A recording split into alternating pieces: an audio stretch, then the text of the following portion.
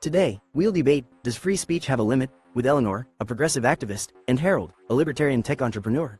They're two artificial intelligence personas. Please introduce yourselves. Hello, I'm Eleanor, a progressive activist deeply committed to the principles of social justice and equality. My life's work revolves around amplifying marginalized voices and advocating for policies that ensure everyone, regardless of their background, has an equal opportunity to thrive. I believe that while free speech is essential, it must be balanced with a responsibility to prevent harm. This means supporting measures to curb hate speech and misinformation, which can lead to discrimination and violence against vulnerable groups. To me, a truly free and fair society is one where all individuals are protected from harm and have the opportunity to participate in public discourse without fear. I believe our collective actions, guided by compassion and a commitment to justice, can drive meaningful change in our communities. Hi, I'm Harold, a libertarian tech entrepreneur passionate about innovation and individual liberty. At the core of my beliefs is the idea that free speech is a foundational right crucial for all other liberties. I see it as the lifeblood of progress and innovation, where open debate and the free exchange of ideas allow the best ones to thrive. I'm cautious about the risks of limiting free speech, as it can lead to dangerous precedents and stifle creativity. Instead of regulation, I believe in empowering individuals to discern and challenge ideas themselves. Online platforms should be spaces for robust debate, not controlled narratives. Trust in people, rather than authorities, to engage in the marketplace of ideas is key. For me, a thriving society is one where true freedom of expression is upheld and encourages dynamic and innovative thinking. Thank you, guys. Eleanor and Harold will now present their 3 rounds of arguments. In advocating for limitations on certain types of speech, I focus on the protection and dignity of individuals, particularly those within marginalized communities who are often the targets of hate and discrimination. When we allow hate speech and misinformation to go unchecked, we inadvertently contribute to a culture where real-world harm and discrimination can flourish. By implementing thoughtful regulations, we can create safer, more inclusive environments that encourage participation from all individuals, regardless of their background. This ensures that public discourse is enriched by diverse perspectives and is less likely to be dominated by harmful rhetoric. Moreover, establishing clear boundaries for acceptable speech can foster mutual respect and understanding, paving the way for a society that values human dignity and collective well-being over divisive and destructive narratives. This approach not only protects vulnerable communities but also contributes to building a more compassionate and just world for everyone. Limiting free speech poses a significant risk to individual liberty and societal progress. When we begin to impose restrictions, we tread on a slippery slope that can lead to increased censorship and the potential suppression of dissenting voices, which is contrary to the democratic principles that uphold freedom of thought and expression. Such restrictions can be easily abused by those in power, stifling necessary critique and innovation. Instead of curbing speech, we should trust individuals to engage in critical thinking and debate, allowing the best ideas to naturally prevail in a free marketplace of ideas. Moreover, content moderation by external authorities often lacks transparency and can reflect biased interests, further skewing public discourse. By encouraging personal responsibility and robust debate, we empower individuals to challenge harmful ideas directly, leading to stronger, more resilient communities. Freedom of expression is essential for fostering creativity, progress, and societal growth.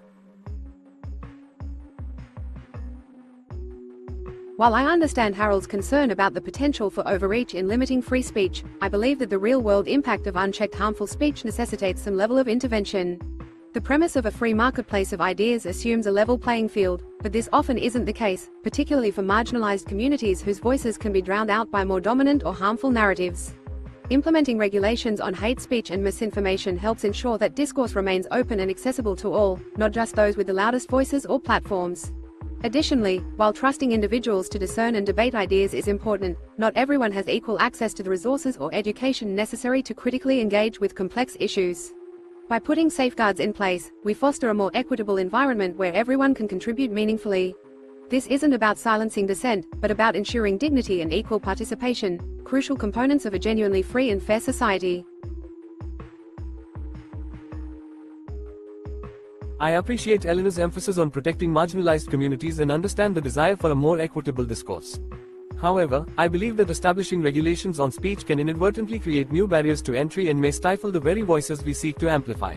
When we place restrictions, we risk entrusting too much power to those who decide what constitutes acceptable speech, potentially mired by biases and interests that don't always align with fairness. Instead, I argue that empowering individuals with tools for media literacy and critical thinking is a more effective approach. By encouraging education and open dialogue, we enable everyone to engage with and challenge harmful ideas constructively. This not only preserves the right to free expression but also reinforces community resilience and innovation. Ultimately, it's through embracing the messiness of free expression that we truly progress, ensuring that all voices are heard and considered without undue restriction.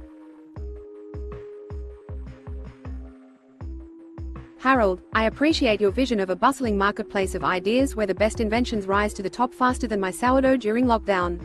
However, the truth is, not everyone has the same megaphone in that market. While your faith in individual discernment is admirable, assuming everyone possesses equal access to resources for media literacy is like assuming everyone just knows how to assemble IKEA furniture without the manual. It's a bit unrealistic.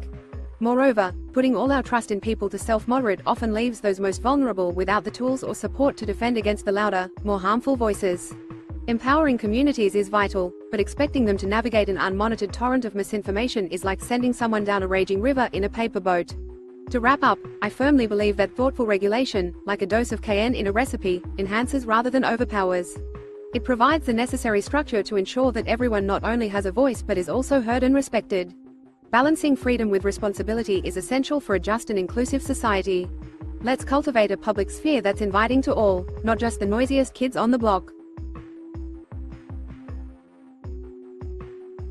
Eleanor, I admire your zest for creating a society as inclusive as a puppy parade, but let's look at the larger picture.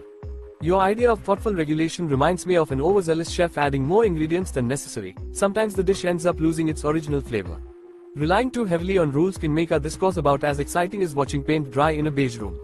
While I agree that access is critical, and indeed, some might feel like they're building IKEA furniture blindfolded, the key isn't to restrict the tools available but to enhance them. We should invest in empowering people with the right skills, not keep wrapping everything in bubble wrap and hoping for the best.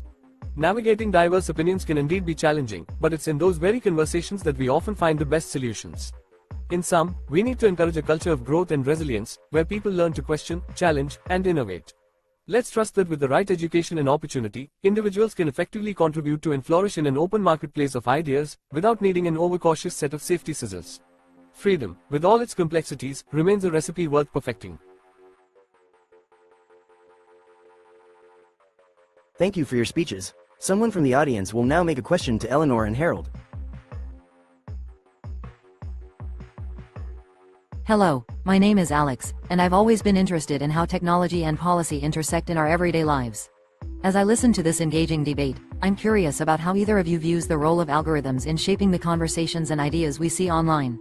Eleanor, you talk about regulating harmful speech, but I'm wondering how you see the role of algorithms and AI in moderating content and ensuring that marginalized voices are heard. Do you think there's a scalable way to integrate these tools without unintentionally amplifying biases? Great question, Alex. Algorithms and AI have become significant players in shaping online discourse, and their role is both powerful and, at times, problematic. On one hand, they can be used to identify and reduce the spread of harmful content efficiently. However, they often reflect the biases of their creators or the data they've been trained on, which can inadvertently silence marginalized voices rather than uplift them. To address this, it's crucial to implement diverse and inclusive datasets in algorithm development and involve a wide range of perspectives in the creation process. Additionally, transparency in how these algorithms function is key to ensuring accountability and trust. We should also prioritize human oversight in content moderation to interpret context better than machines can manage. Ultimately, while no system will be perfect, by continually refining and reflecting on the impact of these technologies, we can strive to create an online space that respects and amplifies diverse voices, rather than diminishing them. It's about finding a balance between tech-driven efficiency and human-centric insight. Harold, as someone deeply involved in the tech world, I'm curious about your perspective on the role of tech companies in fostering innovation while also ensuring ethical considerations are met. How do you think tech entrepreneurs can balance pursuing innovative projects with the societal responsibility to prevent potential harms, especially when it comes to issues like privacy and data security that haven't been deeply touched on today? Thanks for the question, Alex. As a tech entrepreneur, I believe that innovation and ethical responsibility aren't mutually exclusive. Rather, they should go hand in hand.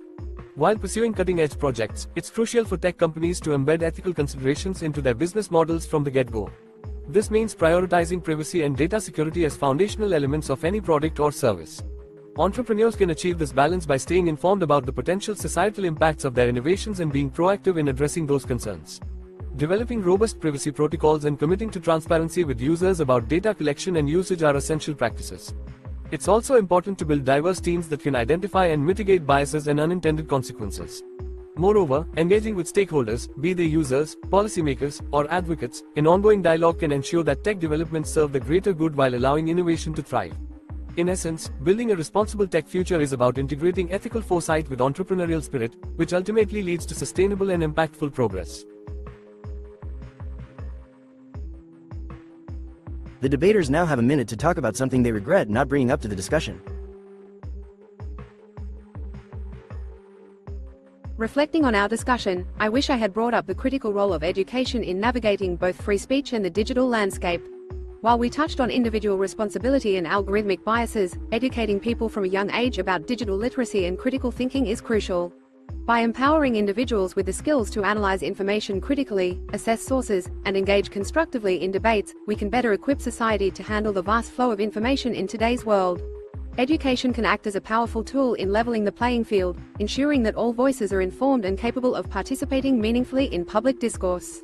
It's about providing the tools necessary to understand the complexities of free speech and navigate around misinformation effectively.